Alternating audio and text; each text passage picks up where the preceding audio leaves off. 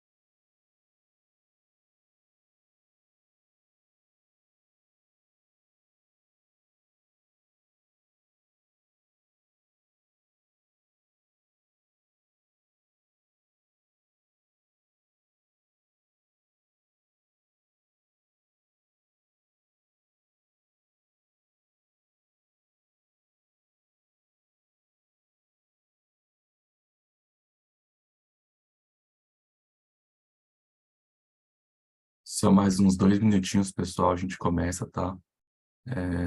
Já dá início na aula. Tô com um probleminha pessoal aqui, talvez eu pare e dê umas pausas para resolver, que eu preciso manter contato com a pessoa aqui, tá? Mas é, já já a gente começa, tá? 2 minutinhos.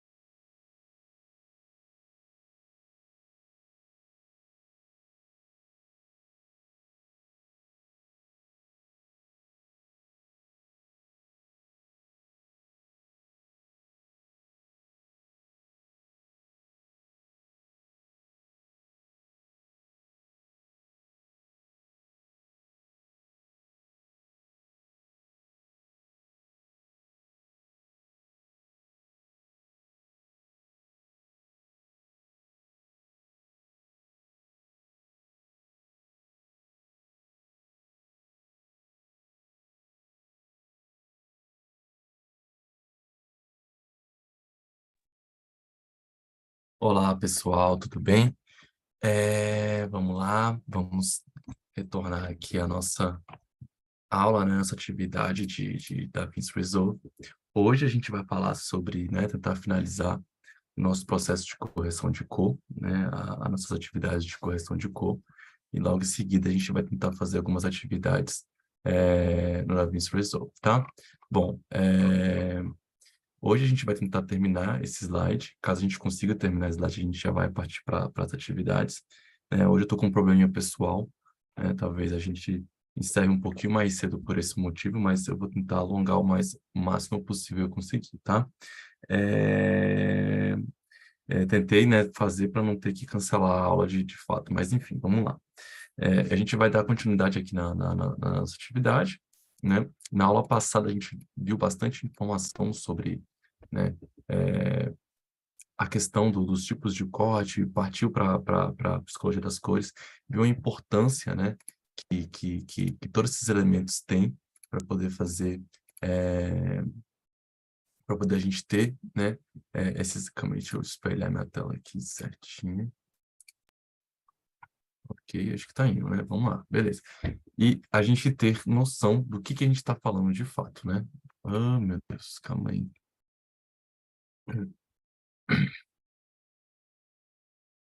Bom, tá aqui a tela, vamos lá. Bom, a gente falou na aula passada sobre os tipos de corte, viu como é que tudo isso fundamenta a ideia da montagem, como é que esses elementos em conjuntos podem trazer uma abordagem interessante para a edição de vídeo em si, tá? E daí a gente viu como isso foi dando continuidade, como isso vem trazendo uma elaboração, uma percepção muito vigente na produção audiovisual, né? A gente entendeu como isso tem relevância, né? Quando a gente está montando o vídeo, como é que a gente pode passar emoções, sentimentos e percepções através dessas assimilações que os tipos de código podem nos trazer, tá? E aí, em seguida, a gente viu a questão das psicologias das cores e como o nosso olho é frágil, né? Como o nosso olho ele tem limitações a respeito de algumas concepções. Então, a gente começou a fazer alguns experimentos oculares, né? Um dos primeiros experimentos foi esse, né? Que a gente percebeu como um tom de azul pode se modificar com o seu fundo sobreposto. Então, a gente tem aqui um exemplo como o preto e um fundo mais acinzentado, e a gente tem a mesma paleta de cor, que é o azul, né? Esse azul, por incrível que pareça, ele é esse azul que a gente tem aqui embaixo. Então, ele tem uma alteração na sua matiz devido ao fundo, né, exposto que ele está, tá? Então, a gente tem como esse tipo de relação, essa diferenciação aqui, tá? Então, só para vocês terem noção de como tudo isso funciona, como isso é embarcado e como a gente pode trabalhar com essas questões, tá bom? Então é isso, que a gente pode, né, ter essa noção e quem passou esse tipo de noção, de percepção, esses estudos a respeito de como tudo isso funciona, é o nosso querido Albert Albers, tá? E aí ele elaborou toda essa questão, se percebeu através de seus estudos como essa cor vem sendo alterada e como ela pode ser alterada de acordo com a interação cromática que ela se dispõe, tá bom? Beleza, então vamos lá. Alterando o matiz de uma cor. Os fundos coloridos, especialmente aqueles de cores fortes, né, e saturadas, eles alteram a qualidade da matiz, né, a cor da figura. Fundos em cores vibrantes podem transformar as cores das figuras. Então, a gente tem aqui um outro exemplo, né, de um azul acidentado, quase perde sua característica de azul. Então, a gente vê como isso também se modifica dentro de uma certa escala de cor, tá? E aí a gente entra na questão básica de como a cor, né, em si, ela tem uma interação com o ambiente. E aí a gente tem que entender e entrar na noção de que toda vez que a gente está fazendo uma, a, uma alteração de cor, principalmente no DaVinci Resolve, né, quando a gente está fazendo ali nosso manejo, né, de alteração de cor, a gente entende e percebe que todo esse processo ele precisa de um entendimento espacial, de um entendimento de composição que nos afunda, que nos engloba, né, quando a gente está fazendo esse tipo de correção de cor. Então, a gente observa que a correção de cor ela tem um sentido muito importante, né, nesse processo. E aí a gente observa que, exemplo, uma simples escolha de um azul em um determinado tipo de campo, como esse acidentado, ou um determinado tipo de azul, né, um determinado tipo de azul, um tipo de azul específico, a gente tem uma alteração dessa matiz. E a gente pode provar isso com todos esses tipos de exercícios, como esse tipo de cor é alterado, tá? A gente tem um outro exemplo aqui, a qualidade do azul intensificado. Então, a gente consegue também intensificar elementos, né, cores, através da sua exposição com o seu fundo. Então, a gente tem aqui uma qualidade do azul intensificado quando é exposto, né, com um laranja específico, tá? Isso tudo vai ficar muito claro quando a gente começar a elaborar algumas outras questões, tá bom? A gente tem um exemplo aqui sobre o oposto das três cores que a gente falou. Então, a gente tem um exemplo quando a gente adquire uma coloração violeta sobre um fundo amarelo, né, e torna-se esverdeado sobre um fundo roxo. Então, a gente tem algumas comparações, né, interessantes de como esse verde, esse azul, né, se comporta em determinados pontos. Então, a gente tem três tons diferentes, né, com três fundos sobrepostos. Então, imagine quando a gente está fazendo uma correção de cor, uma composição desse tipo, que a gente tem essa elaboração. Então, o meu azul, né, uma camisa, ou um elemento que está ali em cena, e aí, esse elemento em cena que está exposto, ele tem uma certa influência de cor naquele ambiente. Então, elevar ou diminuir uma sobreposição de cor pode fazer com que esse elemento principal mude, se modifique, se altere, né? E aí, caso eu tenha uma necessidade, uma exigência de um diretor, de uma equipe de direção de fotografia, de um mood, de um clima que o filme precisa representar, e eu não tenho essa percepção, não tenho esse controle, acaba que eu perco, né, os meus elementos essenciais que essa imagem pode trazer, como essa imagem pode me representar em algum aspecto, tá bom? Então, eu tenho um outro experimento, né, dos fundos reversos. Então, a gente faz uma diferenciação desse tipo com os fundos reversos. Então, eu tenho, né, a minha cor, né, elementar a mesma. Então, eu tenho esses mesmos, né, esses mesmos essas mesmas cores principais aqui no meio, e aí eu tenho o meu fundo, né, que ele é o que faz esse destaque. Então, a cor é a mesma, né, dos fundos, e aí eu tenho essa modificação do elemento que me traz esse tipo de percepção. Então, a minha cor é essa, mas o meu fundo acaba me trazendo essa equalização aqui da minha cor, tá? Eu acho que eu tenho alguns outros exemplos. Então, eu tenho aqui os laranjas, né? Então tem esse tom no meio, mas os meus fundos reversos acabam se complementando aqui nessa imagem, tá?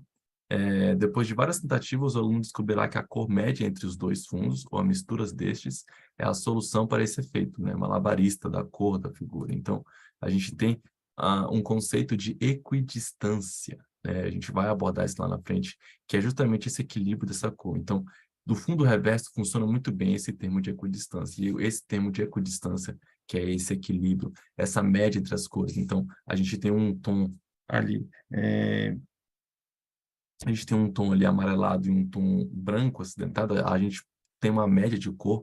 Nesse ponto do meio, a gente tem uma equidistância, o ponto principal, que é a soma de 50% do clareamento daquela imagem e a diminuição daquele ponto de 50%. Então, a gente tem uma média ali, que seria o ponto médio, e através desse desequilíbrio, a gente tem atingindo essas duas cores. Então, através de um ponto de equidistância, a gente consegue traçar profundidade, a gente consegue traçar gradações, que foi o que a gente falou na aula passada, a gente consegue ter profundidade, a gente consegue ter noção, né, de distância mesmo, né, usando esses pontos de cor. Então, tem como se fazer, exemplo, uma profundidade, eixo, né, tudo aquilo que a gente tem como representatividade de espaço, de dimensão, usando esses elementos de equidistância, tá? Só para vocês terem uma noção básica. E talvez por isso que a gente tem uma percepção também ocular da diferenciação dessas cores, porque a média entre essas cores nos representam essa distância, tá bom? Então, a cor da mistura deve ser equidistante, né, da cor dos fundos, como eu falei aqui anteriormente, tá bom? Então, a gente tem como criar profundidade. Então, você percebe que a gente tem uma gradação aqui, e como eu falei na aula passada, o nosso olho ele é muito bem treinado para ver diferenças, né? As gradações. Então, exemplo, numa escala de cinza, numa escala, né? O nosso olho é muito bem preparado para ver contrastes. Então, mesmo que a gente não tenha mesmo que a gente não tenha uma expertise, né, de se observar cores, né? Cores podem ser muito enganativas, como a gente observou aqui nesses slides, né, anteriores. O nosso olho ele tem uma expertise para ver gradações, para ver diferenciações, para ver contrastes, né? Então a gente consegue perceber isso quando a gente começa a observar e estudar cores, tá? Quando duas cores diferentes parecem iguais, né? Então a gente tem uma subtração de cor. Então a gente consegue fazer subtração de cor com uma cor igual. Então a gente consegue ter diferenciações de cores com a mesma cor, tendo uma subtração de cor de uma matiz específica, tá? Então a mesma cor pode parecer diferente por causa de uma coloração dominante no plano de fundo. Então é possível atribuir uma cor simultaneamente à aparência de um fundo adjacente se essa cor for a exata mistura dos pigmentos presentes em ambos os fundos, tá? A experiência demonstrando a subtração de cor. Então, a gente tem aqui, exemplo, um vermelho, né? Acho que são tons. Mulheres vão dizer que são diversos tons de cores, mas homens vão dizer que são alguns tons de vermelhos, né? Ou rosas. E tanto para alguns homens vão dizer que tanto faz, né? Mulher tem muito essa questão, acho que tem muito mais essa percepção de observar diferenças de cores. Homens cientificamente não têm tanta facilidade em diferenciações de cores, tá? Então, assim, é só para vocês terem noção. Se eu estiver falando rosa ou vermelho, não fiquem chateadas comigo, tá bom? Então, aqui eu tenho alguns espectros, né, de vermelhos, né? Vermelhos, tons de vermelhos diferentes. E eu vou fazer uma subtração de cor com um fundo, tá? E esse fundo, desses 3 tons de vermelhos, podem me trazer uma subtração e eu alterar esse elemento principal, justamente com uma sobreposição do fundo. Então, olha o poder. A gente tem um elemento colorido, né? A gente tem um elemento colorido aqui, e ao adicionar apenas uma cor nesse fundo, eu tenho uma alteração dessas cores principais. Então, eu subtraio essas cores e faço talvez algum tipo de diferenciação na sua matiz, tá? Então, as diferenças de cores e luzes sobressaltam. Então, a gente tem uma diferença um pouco mais orgânica aqui, tá? E aí a gente faz essa adição novamente. Qualquer divergência, né, entre cores, seja da matriz ou claridade, pode ser reduzida pelo contraste com os fundos em cores apropriadas. Então, a depender da cor que eu coloco, pode acontecer esse tipo de resultado, né? Que as diferenças de cor e luz sobressaltam de novo, tá? Vamos ver o que acontece com a subtração de cor, né? Acontece isso, né, de acordo com Joseph Albers, nós somos capazes de acrescentar luz ou matiz pelo uso dos contrastes, tá? Conduzindo a primeira aparência da cor para a direção de sua qualidade oposta, né? Então, isso acontece porque a gente é capaz de acrescentar luz, né, nesse tipo de observação, justamente pela fragilidade da nossa retina. Então, a nossa retina, por se acostumar com aquele determinado tipo de cor, ao sobrepor uma cor, ao colocar uma cor, ao divergir com uma cor, o nosso olho ele tende a fazer um ajuste. Só que esse ajuste é um pouco descompassado, né? E é aí que a gente tem essas aparências de cor de direções opostas ou algo do tipo, tá? Isso é muito do fato da gente tentar reduzir esse processamento e tentar equalizar nas somas e da limitação que a gente tem de cores nos nossos olhos, tá? E a gente tem um outro exemplo, né, como subtração de cor também, cores diferentes que parecem iguais. Então, essas cores são diferentes, mas elas se parecem iguais, justamente pela subtração desses elementos que são dispostos aqui no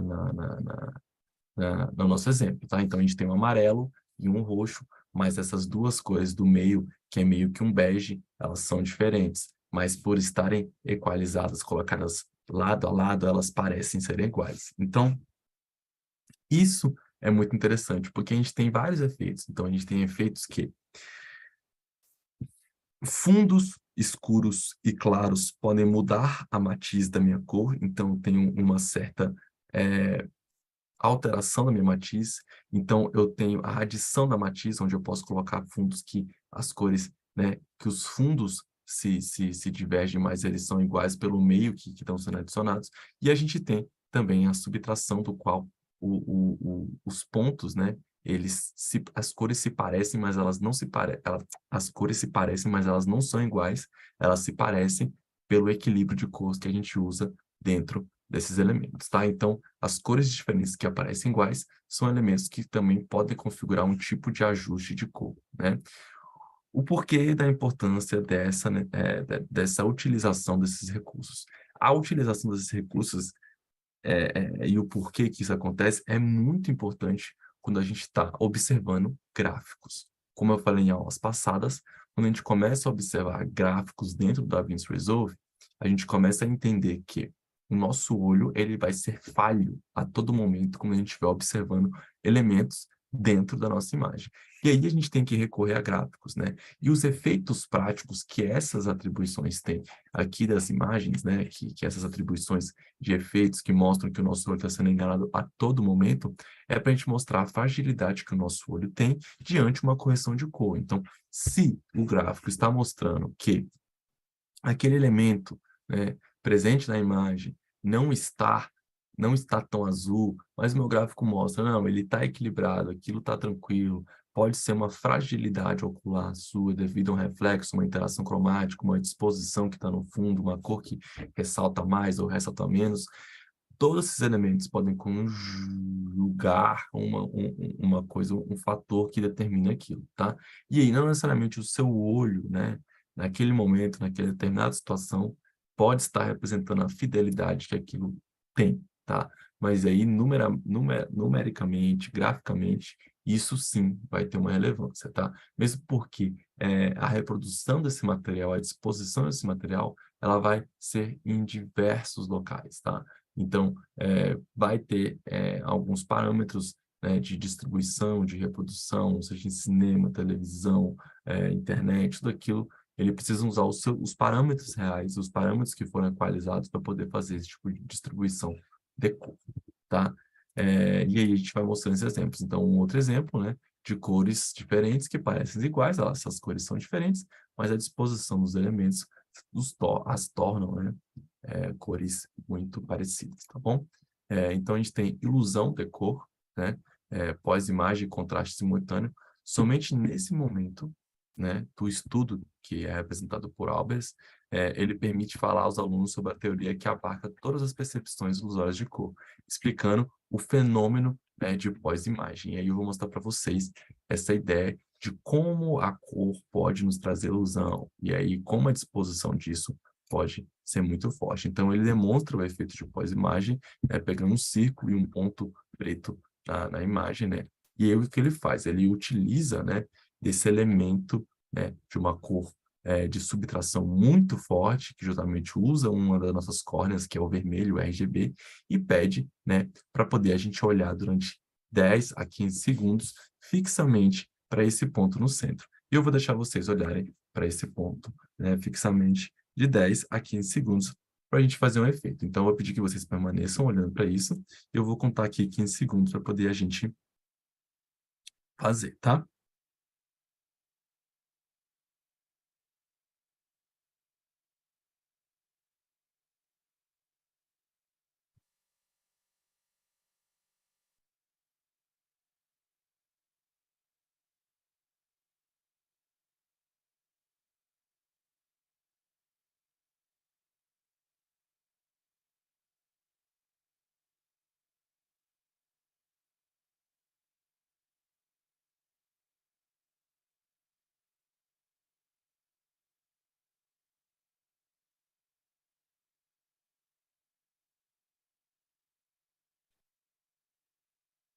Vamos lá? 3, 2, 1.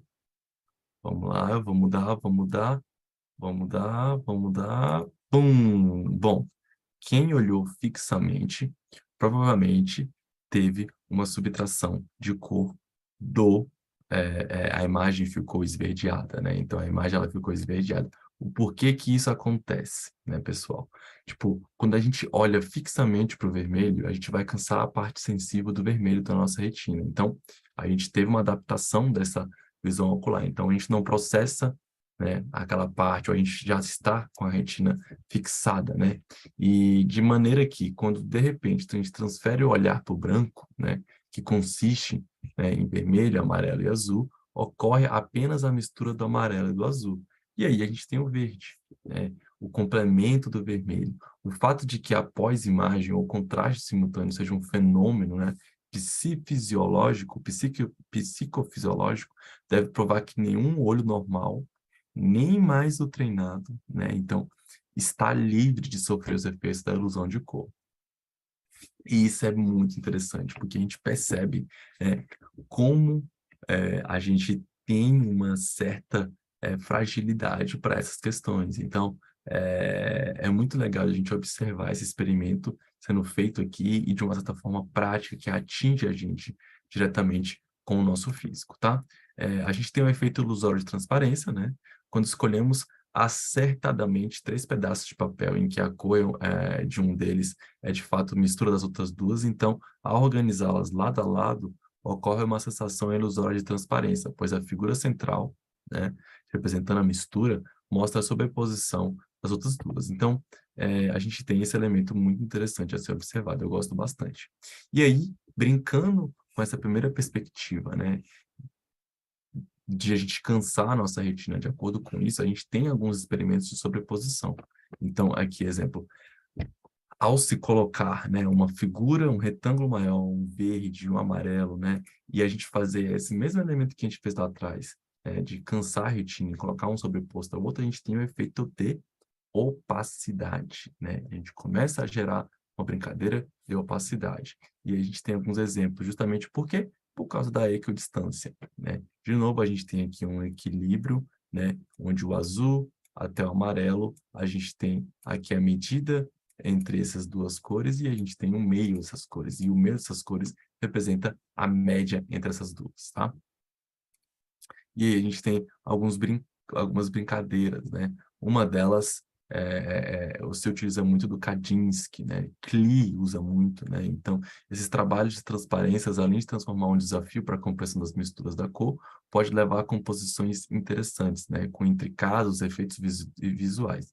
Muitas pinturas, né, de Kandinsky, de Klee, exploram esses recursos. Então, a gente está cercado de grandes artistas. Quem tiver interesse pode procurar na internet, tem várias obras, né, utilizando, utilizando artefatos abstratos, né, para explicar e transmitir sentimentos. Então, quando a gente trabalha com elementos abstratos, né, elementos de escala primária não do ponto de simplificação, mas de acesso direto aos nossos instintos, né, a gente tem um acesso direto, né, a gente não tem um acesso a gente não tem um acesso pela questão consciente, pela razão. A gente acessa o sentimento diretamente, sem passar por nenhum filtro, né?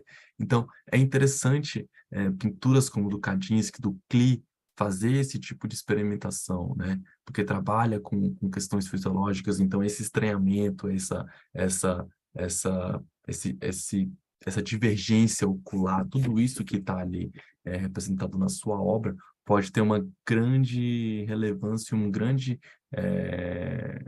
pode ter um grande afetar muito, né, a nossa percepção de quem está observando a obra do artista, tá?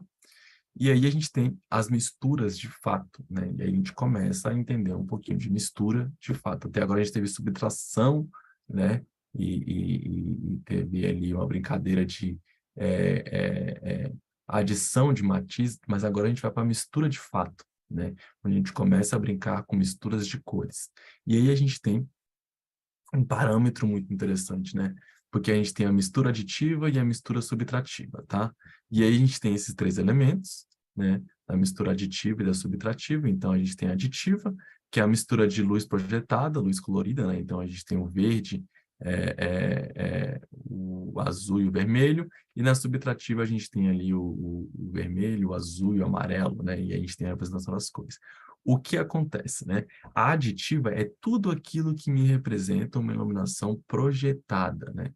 Que se usa lumens de projeção. Então, essa luz colorida, no seu elemento, né? De junção de cores, eu tenho a minha máxima como branco.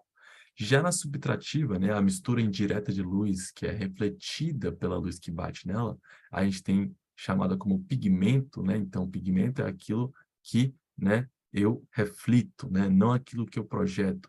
Na sua adição, eu tenho preto, tá? Então, basicamente uma mistura aditiva é tudo aquilo que é projetado. Pigmentos, né? Pinturas, quadros, tudo aquilo que me tem isso como referência, né? Como adição de cores, eu tenho a subtrativa. E aí, a gente tem aquela velha brincadeira que a gente aprende quando a gente está no colégio, né? De misturar as cores para saber qual é o resultado que elas vão ter, e aí criar uma paleta ou algo do tipo. E aí, na escola a gente aprende a subtrativa, mas com a projeção, tela, software, programa, é ao contrário. A gente tem aditivo, então a gente tem o resultado como final branco, tá bom? Só para vocês terem noção quando a gente for começar a falar de misturas, tá?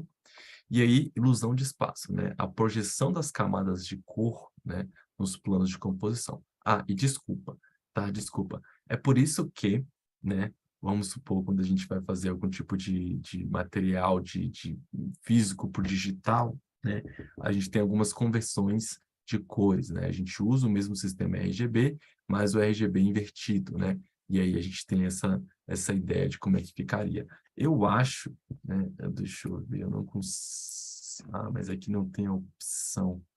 Deixa eu ver. Aqui, deixa eu ver se eu consigo salvar essa imagem para mostrar para vocês o que eu estou falando aqui. Vamos olhar aqui. Aqui, deixa eu ver se eu consigo. Não vou conseguir. Deixa eu ver se eu abro o Photoshop para mostrar para vocês do que eu estou querendo te dizer. Aqui.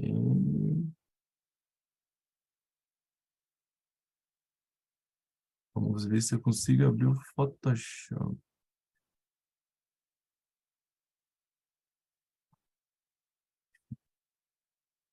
Vamos ver aqui se eu estou com o Photoshop instalado. Estou com o Photoshop instalado. Vamos lá. Vou abrir aqui para vocês terem noção do que eu estou querendo dizer sobre essa inversão de cores, tá?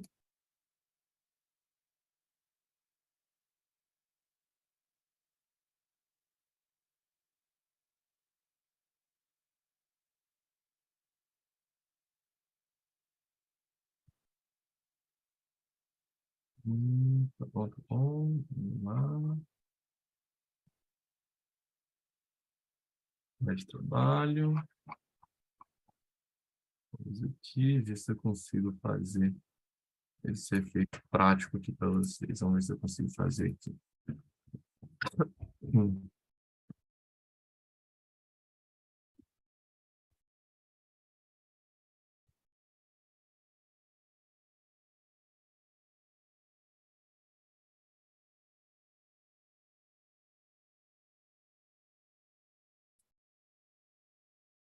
Bom, acho que dá para vocês terem uma noção aqui. Calma aí. Bom, vamos lá. Bom, aqui a gente consegue entender isso. Então, quando eu faço uma transmissão de uma cor, né? Quando eu faço uma digitalização de material, de cor, tudo aquilo, eu tenho essa conversão automaticamente, né? Então, para vocês terem noção, quando eu inverto as cores, eu tenho o negativo dessas cores, né? Eu tenho o que elas são invertidas. Então, a gente tem um equilíbrio perfeito de como essa função ela se adequa, como essa teoria se adequa, como a gente tem essa informação muito interessante de como é que isso se arranja, tá? Vamos aqui para o outro exemplo. Invertendo isso, a gente tem as mesmas coisas que estão ali, mas de um outro lado oposto, tá? Quando misturamos duas cores, né, com pigmento, o resultante nunca será a mais clara ou a mais escura do que as duas originais. Da mesma maneira, a mistura não será mais vibrante ou mais acidentada do que as cores que não a compõem, tá bom? Então, a gente tem essa fragilidade. Nessa fragilidade, a gente tem essa característica, né, do pigmento, que a gente nunca vai ter uma cor mais clara ao adicionar o pigmento. A gente sempre vai escurecendo, porque a gente está tendo mais adição de cor. Então, o elemento do pigmento a resultante total, a resultante final é o preto. E aí, se eu vou juntando as cores, eu vou tendo um resultado final algo mais escuro, nunca mais claro, tá bom? E aí vai, tá? Então, aqui, na minha cor aditiva, né, na cor da, na cor da projeção em si, é diferente. Eu vou fazendo essa adição e eu vou tendo mais claridade, eu vou tendo mais opacidade, né? Esses efeitos vão se adicionando, tá bom? E é um pouquinho diferente. Então, uma mistura depende das proporções nas quais as cores são misturadas, o que indica a possível predominância de uma das cores envolvidas, tá bom? E aí a gente vai brincando com isso, a gente brinca com opacidade. Então, a predominância que a cor tem vai definir a resultante, a minha opacidade, seja preto ou seja branco, seja qualquer cor que a gente for destacar. E a gente tem aqui como exemplo esse tipo de parâmetro aqui, tá? Deixa eu beber uma água.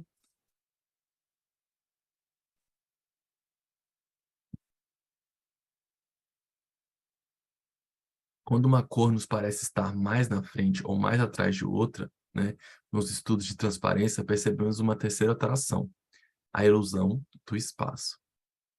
E é aí que a brincadeira começa, né? Porque é aí que as coisas começam a ganhar força, e aí todo esse background, né, que a gente está tentando estudar, que a gente está reforçando a todo momento, ele começa a fazer sentido agora, tá? E aí as coisas começam a ficar interessantes, porque com essa escala, com essa noção da proporção, da projeção que eu tenho sobre as minhas cores, sobre os meus objetos, né? Quanto põe mais, quanto põe menos, eu tenho a minha escala, né? Eu tenho a minha gradação. Lembra que a gente falou isso lá atrás? Eu tenho toda essa dimensão de como eu posso mensurar isso. E aí, né? E aí eu tenho como criar ambientes com essa gradação, com essa noção de diferenciação. E aí, exemplo aqui, eu tenho uma noção eu tenho uma noção de profundidade usando cores, né?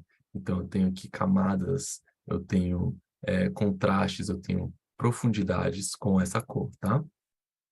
Então, com uma sensibilidade mais desenvolvida para as misturas, né, descobre-se que a distância, a proximidade e a equidistância entre as cores podem ser reconhecidas pelas margens entre a cor da mistura e as cores que elas originaram. Então, a gente tem essa diferenciação porque o nosso olho é mais frágil a gradações, tá?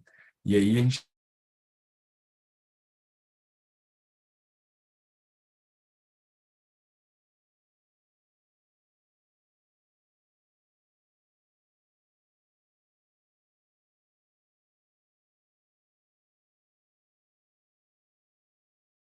separação entre os planos, né? As composições. E aí a gente tem o que a gente estava falando de equidistância. Se eu descubro esses dois pontos, eu tenho esse meio, e através disso eu consigo criar toda uma elaboração. E eu vou mostrar que com esse azul e com esse amarelo a gente consegue criar Sim, isso, tá? E aí a gente tem o azul, né, e o amarelo, as cores, né, que me originaram, né, determinado ponto, e aqui as cores que originaram essas misturas, e o verde, que é a equidistância desse local, tá? A mistura equidistante. E aí, o porquê que eu estou falando disso, né? As misturas onde o azul é mais dominante e as misturas onde o amarelo é mais distante. Esses intervalos, né, de pouco contraste, né, eles vão me dar uma resultante muito interessante, e é assim que se faz dentro de pigmentos, é assim que faz dentro de pixels, é assim que se faz dentro de paletas, é assim que se faz dentro de é, percepções e estudos a respeito de perigo, menos perigoso, e aí vai, tá? Como a gente se comporta e como a gente sente determinadas situações de profundidade, de espaço, de diâmetro, tudo isso vai representado por essa equidistância, tá? Duas cores ou mais, dependendo do tamanho da distância, são percebidas simultaneamente, causando a impressão visualmente de uma terceira nova cor. Também tem esse fato, né? Então, a gente tem um exemplo aqui daquela equidistância que eu mostrei para vocês, que a gente utiliza todo o ambiente, todo o espaço com aquela equidistância e se cria um quadro, né? Então, se vocês forem perceber, elementalmente, a gente só tem aquelas cores de equidistância para criar profundidade. Então, a gente tem aqui o verde mais claro, o verde mais escuro, o amarelo, o azul, o amarelo mais claro, o branco, entendeu? A gente tem todo um quadro de pontilhado, né, para representar todos os elementos que estão naquele quadro. Então, a gente consegue criar, exemplo, tons mais escuros para criar sombras, né, e tons mais claros para criar, deixa eu, é, tons mais claros para criar essa ideia de profundidade, tons mais escuros para criar sombra, né? O azul do lago, o branco da areia, o verde mais claro para dizer que está batendo o sol e refletindo essa cor, o azul mais verde para criar profundidade. Então, essas diferenciações numa imagem, né, num quadro, né, ela cria-se, né, essa distância, essa profundidade, e é assim que o nosso olho observa o mundo, tá? É assim que a gente vê as profundidades dentro é assim que a gente vê os contrastes dentro do mundo. Então, a gradação, né? A gradação do nosso olhar, o nosso olho, tendo isso como uma técnica, uma ferramenta muito importante, nos traz essa habilidade de ver diferenciações, entendeu? Então, a gente tem esse comportamento muito interessante aqui, tá? E eu acho magnífico essa pintura, porque ela me dá essa resposta, né, de como as gradações funcionam, tá? Intervalos e transformações de cor. Assim como os acordes em uma música, né, se alternam harmonicamente, nas cores também é possível criar esse efeito. Albert sugere um exercício onde o aluno irá definir os intervalos de cor, mantendo o que ele chama de acordes cromáticos, tá? O objetivo é estudar intervalos paralelos de um conjunto de cores. Então, a gente começa a ver que esses intervalos entre essas cores, elas têm uma harmonia de fato. Então, o verde e o azul pode me dar uma harmonia interessante. Então, eu tenho como criar essa equidistância, profundidade, campos de um jeito que o nosso olho geralmente trabalha, né? Criando esses intervalos de uma forma interessante. Então, a gente, como música, a gente também tem alguns padrões, e esses acordes a gente chama de acordes cromáticos, assim como na música, tá?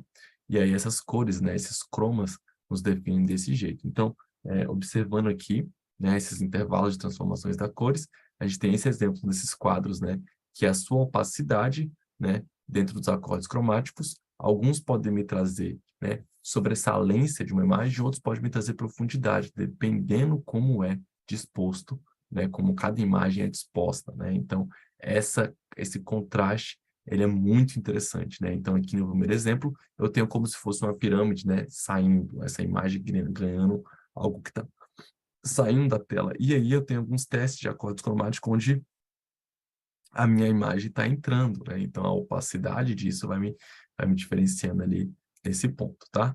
E aí eu tenho a sensação de volume, né? Onde a minha cor mais escura, a média entre elas e a cor mais clara, né? Dentro desse teste, me traz um tipo de relevância, tá? Então, eu tenho aqui a gradação, e aí é onde eu entro do termo da gradação que se mostra o gradiente, né? O gradiente, daí que vem a terminologia de gradiente, né? Que é onde começa uma cor e a gente tem a equidistância até chegar na outra. Hoje é possível a gente fazer esses gradientes, né, no Photoshop, no DaVinci Resolve, é possível fazer esses gradientes para que a gente tenha essa equidistância sobressalente, tá? E aí a gente tem alguns efeitos que podem ser criados com esses gradientes, tendo pontilhados ou formas, né, que definem esse ambiente, lembrando de cadinhos, lembrando de tudo aquilo como a gente altera o ambiente, também altera a forma como a gente percebe o elemento.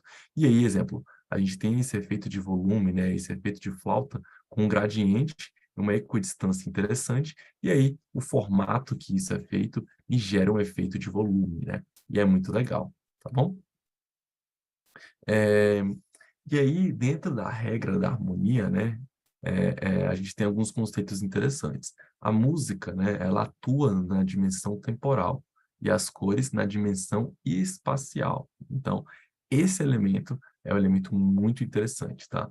Albers compara ainda os acordes sonoros, né, as quintas, as oitavas e etc., que ocupam as distâncias verticais exatas, altos e baixos, aos termos cromáticos, os complementares, os triades, os teadredos, os octadredos, e aí vai, são termos específicos disso. Então, ele conclui que podemos desistir das regras, pois todas as associações de cores podem ser desejáveis. Então, consonâncias e dissonâncias podem funcionar.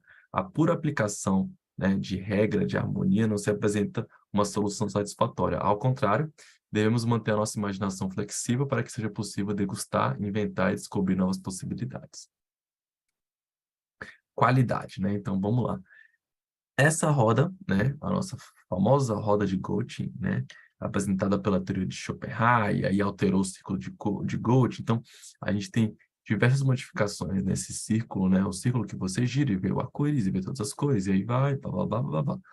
A qualidade disso, né, a qualidade, os pesos hierárquicos, né, como isso pode estar estabelecido, qual é a distância que isso tem, e aí todo esse equilíbrio, né, quem distingue isso, quem faz isso, né, é o Albers. O Albers coloca esse tipo de regra aqui, obviamente, né, embasado pelos os seus antecessores, né, como Schopenhauer e Goethe, e por aí vai, mas a gente tem essas proporções de cores, né, então a gente observa como a cor ela tem um determinado, igual, como a gente fala da cor como espaço dimensional, né, como ela se organiza nesse espaço dimensional, a gente tem uma hierarquia, pesos, né, então eu tenho números para esses tipos de pesos, então eu tenho 3 com amarelo, ou 4 como com laranja, então eu tenho 6, o 8, o 9, então eu tenho representações numerológicas para esse tipo de equilíbrio de coisa. Então, caso eu tenha que fazer um equilíbrio de cor, né, outro tipo, eu tenho que usar esse tipo de proporção aqui, tá? Então, a gente tem a quantidade de tamanho e extensão de área, né, que essas cores acabam tendo, tá? Ops, ops, ops, ops. E aí, né, dentro de uma organização, dentro de uma escala que uma imagem pode ter, a gente tem esse estudo de proporções, né? Então, a gente entende como cada cor, né, alocada em um espaço, como é que essa organização pode ser feita, o peso que ela tem. Então, caso a gente vá fazer essa dimensão espacial, a gente tem que entender como isso se distingue dentro da proporção espacial, tá?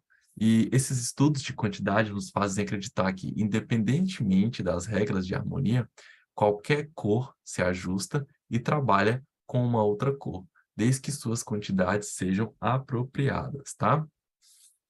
Então, isso vai depender muito de como a gente vai fazer essa disposição de cores, tá bom? E aí, a gente tem um exemplo aqui mágico, né? De como é que a gente percebe, de novo, os exemplos de gradação. Então, a gente tem uma predominância, né, de cor vermelha, mas a gente tem uma equidistância dessa cor, e aí a gente tem a percepção de vários elementos ali vigentes na imagem. Então, a equidistância, né, entre esses elementos é o que nos traz essa percepção espacial. Então, a gente tem o vermelho, obviamente um pouco mais claro aqui. De novo, a determinação de sombras, né?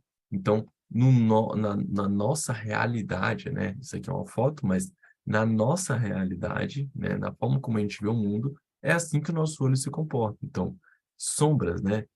Equidistâncias entre esse espaço, a gente calculou esse tipo de informação ocular aqui, então a gente fez a nossa versão espacial, né? Entendeu como isso funciona no nosso, dentro da nossa visão, que a gente tem a sombra, a gente tem, né, elementos mais claros, né, aqui, então, que representam essa proximidade, e aí dentro daquele equilíbrio de equidistância, que a gente tem aqui, ó, uma transparência, né, onde representa uma distância, algo que está longe, algo que está distante, né?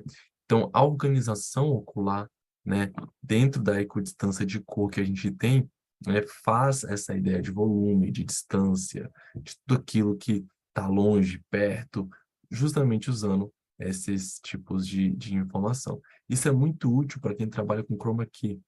Chroma key, você quer criar um ambiente, você quer simular esse ambiente usando opacidade, você quer trazer o objeto mais para perto, mais para longe, tudo isso, né, essa profundidade, o adensamento, ele vai vir através desse tipo de recurso que a gente pode usar, tá? Então, a cor mais escura representa a sobreposição das 4 camadas, né? Trata-se de uma composição monocromática de 4 tons. Então, a gente tem ali o exemplo, né, que foi prático, usado como vermelho, tá? Então, a gente vai descobrindo esse tipo de observação, tá?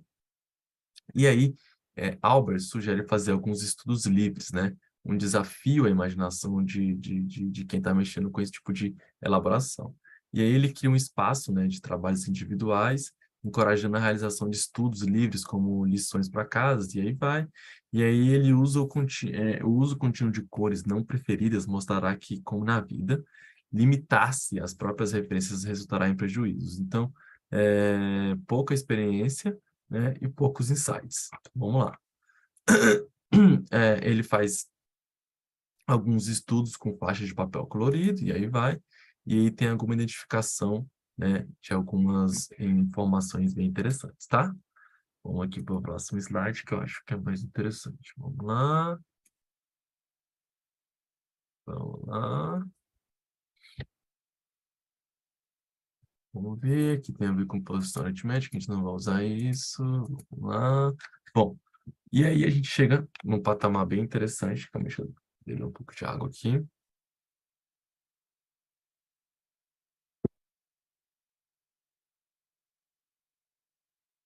Bom, da temperatura de cor à umidade da cor, tá? E aí a gente tem alguns exemplos bem interessantes, né? Calma aí. Ops, ops, ops, ops, ops, ops. Bom, vamos lá. E aí a gente tem alguns experimentos interessantes, a temperatura de cor, né? E a umidade da cor. Nessa escala, né? De correção de cor, de alteração de cor, de tudo aquilo que a gente pode determinar como correções em si, né? A gente tem alguns parâmetros, né? Alguns padrões que vão sendo é, percebidos durante esse processo, né? E a gente percebe que, exemplo, cores, né? Lembra que a gente falou sobre pesos, sobre organizações desses elementos dentro de uma imagem, e aí a gente tem essas representações dessa organização desses objetos. Então, exemplo, quando você olha, né, imagens, exemplo, de um vulcão, o que você espera, né, dessa imagem de um vulcão? Você espera o quê? Uma imagem vermelha, né, amarelada, esses tons, né, mais é, é, fortes, né? Então a gente geralmente tem o amarelo, o laranja, o vermelho, né, se misturando ali, toda aquela equidistância daquela cor, e representa o quê? Uma ideia de que aquele ambiente, né, aquela resultante daquelas cores é algo quente, né, quando a gente olha para esse tipo de imagem. E aí, como no cinema a gente tem uma limitação, justamente de transmitir esse tipo de sentimento para quem está observando, a gente faz isso na tentativa ocular. Então, uma representação, né, desses 3 elementos, né, que me representam o quente, eu posso chegar o mais próximo possível, né, disso do que seria o quente. Ao contrário, quando eu quero mostrar algo frio, então os elementos de azul, né, muito representados, né, ali, podem me trazer essa ideia de que aquele ambiente é frio, tá? E aí eu tenho algumas misturas interessantes que podem ser trabalhadas, como, exemplo, o azul e o roxo, né, que me traz essa ideia de escuridão. Eu tenho o verde ali, que pode me trazer essa ideia de úmido. Eu tenho ali o roxo, o vermelho e o laranja, que pode me dar essa ideia de seco, tá? Então, tudo isso pode me trazer esse tipo de comportamento, né? Não seria de um comportamento, mas tipo de... É uma sensação visual ali, quando você está observando o seu filme, tá bom? E aí a gente tem a relatividade das oposições cromáticas, tá? E aí constata, então, que, entretanto, a relatividade desses contrastes. Embora, né, na tradição ocidental, o azul gera, em geral, seja relacionado ao frio e ao amarelo, o laranja e o vermelho, a sensação oposta, eles nos lembram a existência dos azuis quentes e vermelhos frios, quando no contexto dos seus tons. Então, exemplo, tem como eu deixar um objeto frio dentro de um... Então, vou explicar melhor aqui da explicação que fica mais lógico, né? Dentro dessas duas escalas de laranja, né, que é algo que representa o quente, e o azul, que representa algo frio, tem como deixar o objeto azul, que seria um frio, quente dentro de um objeto. Exemplo, um azul esverdeado pode parecer frio numa composição de cores quentes, ou um quente numa composição de cores frias, tá? Um vermelho, né, o magenta, pode parecer quente numa composição de cores frias, ou frio numa composição de cores quentes. E aí, onde acontece diversos problemas quando a gente está fazendo a nossa correção de cor. Por quê? Porque talvez, né, a escolha do objeto, do cenário, do que está ali na composição, do uniforme, tudo aquilo que teve uma necessidade de escolha para ter uma representação, né, específica dentro do ambiente, pode ser que tenha problema. E aí cabe nós, né, da correção de cor, tentar fazer esse ajuste para que tenha esse tipo de representação, né? Porque esse tipo de organização talvez pode dar certo, pode dar muito certo, e às vezes pode dar um pouco confuso ou meio errado. E aí cabe a gente tentar ter esse senso e noção de como é que a gente vai fazer isso, tá? Ou também para a gente não errar na hora da composição quando a gente estiver tentando fazer algo, né? Então, putz, eu estou tentando fazer um tipo de correção e eu sei que, né, esse vermelho magenta que estava ali o tempo todo quente, putz, eu vou ter que dar um ajuste nele para poder... Mudou o ambiente, mudou tudo, eu vou ter que fazer um ajuste nessa magenta, porque nesse ambiente ele fica meio que morto, né? Ou até uma escolha, né? Uma escolha cinematográfica nesse ponto de que, né, aquela cor do objeto, vamos fazer uma imaginação aqui que a gente tem um personagem que usa um determinado tipo de cor o tempo todo, mas naquele ambiente, né, aquela cor que ele está vestindo representa justamente essa força, esse calor, algo quente, né? Porque o ambiente ao seu redor é frio, e aí ele vai para um determinado lugar onde as coisas são quentes mais do que ele, e essa representação dele ser quente não o suficiente, né, para aquele ambiente que já é muito mais quente que ele, e aí tudo isso vai ter que ter um ajuste, né, na sua história narrativa. Imagina se a gente tem uma história que precisa contar esse elemento, né? Precisa que o nosso subconsciente entenda esse elemento a respeito disso. Então, tudo isso, né, ele vai sendo matigado, vai sendo organizado para que a gente tenha esse tipo de sensação e sentimento, tá bom? E aí a gente tem teoria de cor, né, no sistema de cor, e aí a gente tem uma escala muito interessante na teoria da cor dentro desse sistema, né, que de acordo com a sua filosofia de ensino, o olho, né, de um aluno sensível à cor deveria ser a primeira preocupação do educador. Por essa razão, ele deixa a apresentação dos sistemas cromáticos para o final do curso, né, a fim de não influenciar a percepção dos alunos com as regras a priori, tá bom? E aí a gente tem algumas ideias de cores primárias, como eu falei para vocês, né, as secundárias e as misturas das secundárias, né? Então, esse sistema, né, essa teoria desse sistema é utilizado bastante para a gente fazer esse tipo de organização que a gente pretende fazer com a ambientação das cores. Então, a gente tem cores serenas, cores impositivas, cores melancólicas, então a gente consegue trazer algumas regrinhas né, para trazer esse tipo de acesso, né, dentro de um sistema de cor, tá? Essas representações são muito úteis, tá? E aí essas regras, né, de complementares com as misturas dominadas pelas primárias, a gente começa a elaborar isso. Vocês vão ver quando a gente começar a fazer correção de cor, a gente vai ter acesso a essas teorias de cores, né? Onde a gente vai ter acesso às primárias, secundárias e misturas delas que a gente chama de terciárias, né? E aí a gente vai começar a ter acesso a esses triângulos, né? E esses triângulos que não vão ser representados como triângulos na edição de vídeo, a gente vai ter acesso e vai ter como corrigi-los, né? Vai ter como puxá-los para poder acessar esse tipo de situação. Então, quando a gente começar a fazer a correção de cor, a gente vai começar pelas primárias, logo em seguida a gente vai ter acesso às secundárias, e logo em seguida a gente vai ter acesso à mistura dessas cores, então a gente vai começar a fazer o tipo de adequação, e aí a gente vai escolher uma ideia de como é que essas cores vão ter que se comportar.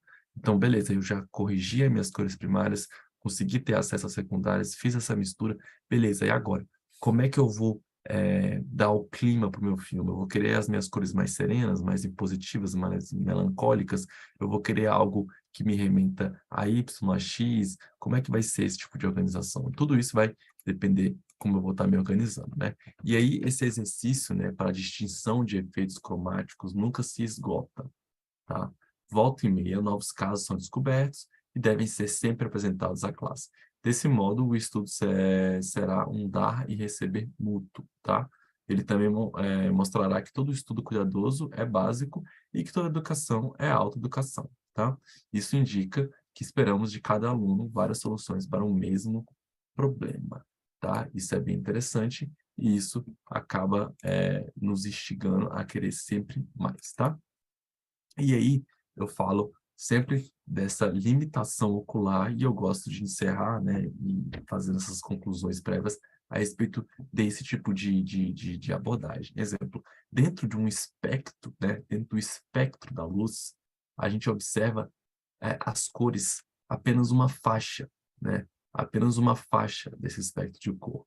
Então, antes, né, do campo visual, a gente tem os raios cósmicos, os raios X e ultravioleta, tá? Aí a gente tem, depois do espectro do infravermelho, a gente tem as ondas de micro-ondas, a gente tem o radar, a gente tem o rádio, a gente tem o broadcast band, e a gente vai aí, ó, até o infinito com essas ondas, né? Que são chamadas as longas ondas e as curtas ondas, tá?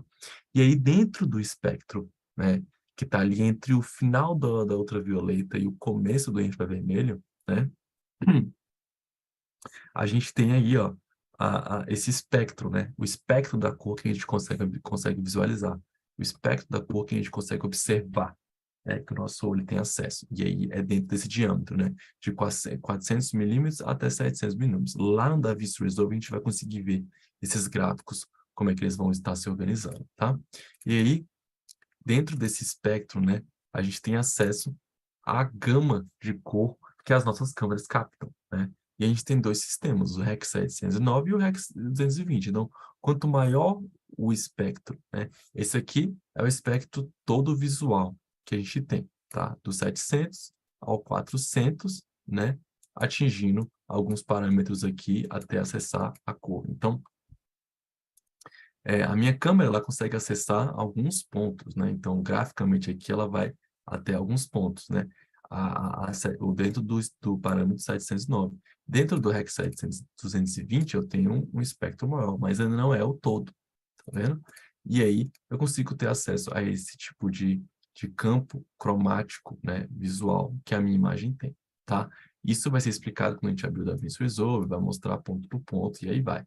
Porque na minha diferenciação ali, ó, quando a minha imagem vem, lembra que eu falei da interação cromática, tudo aquilo que vem, os pontos, a equidistância entre essas cores, né?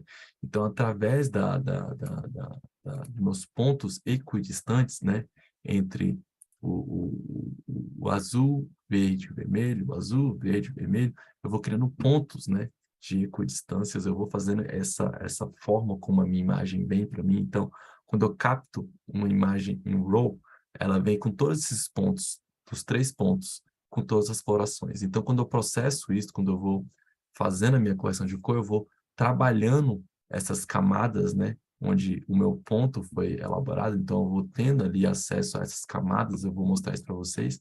Então, o meu deburring, né, ali é onde eu vou acessando essas imagens, e resulta, né, no ponto final ali da minha imagem, onde eu tenho toda essa correção de cor, tá? Então, eu tenho acesso a esses elementos que me facilitam esse tipo de acesso à correção de cor. Que aí eu tenho a quantidade de bits para cada imagem. Então, 8 bits, 10 bits, 12 bits é a quantidade de informações que eu tenho por canal de cor, e aí isso me acessa a facilitação dentro daquele espectro de luz que eu tinha falado lá atrás, anteriormente, tá? Então, é aqui que eu tenho acesso a esse tipo de informação da minha cor, tá bom? E aí eu consigo ter acesso a esse tipo de informação. Pessoal, eu tô com um probleminha, pessoal, eu vou ter que sair um pouquinho mais cedo do que o usual, tá? Na próxima aula eu vou tentar alongar um pouco mais para poder a gente tentar fazer esse tipo fazer esse tipo de análise, tá? Próxima aula a gente vai estar trabalhando com Davis Resolve. Eu acho que é até mais importante a gente dar essa alongada e tentar explicar um pouquinho mais das informações que foram passadas, tá bom? Mas é isso, espero que todos fiquem bem. Vejo todos na próxima aula, tá? Quinta-feira, às 3 horas da tarde, tá? Aguardo todos até lá e um abraço, tá? Muito obrigado e fiquem bem.